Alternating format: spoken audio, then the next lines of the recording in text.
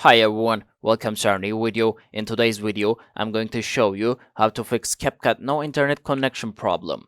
So watch the video till the end and don't forget to subscribe to our channel. If you have not yet, press the notification bell so that you never miss another upcoming upload from us. In this video, we will discuss that when you open Capcut and you create any video or any other template or any other thing, you find a problem that there is no internet connection. So how can you fix this problem? We can easily fix this problem.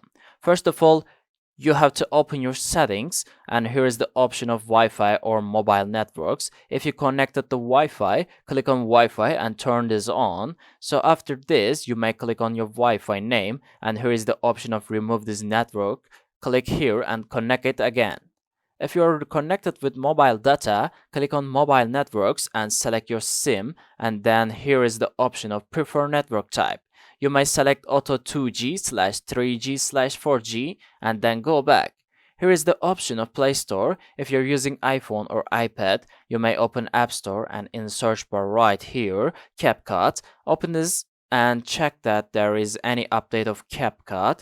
If there is any update, you may update this app. After this, here is the option of you're a beta tester. So if you have joined your beta, then you may leave this. After this, you install this app and install it again. After this, go back, open settings, scroll it down. Here's the option of apps, app management, and open CapCut. From here you may search this. Here is the option of story usage and clear data and clear change from here.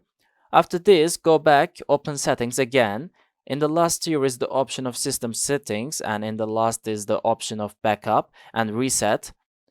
Reset phone, click here and reset network settings. After this guide, you may restart your device and open CapCut again and you will find that your problem has been fixed and you can enjoy your old templates or any other CapCut settings and that is updated to your internet connection.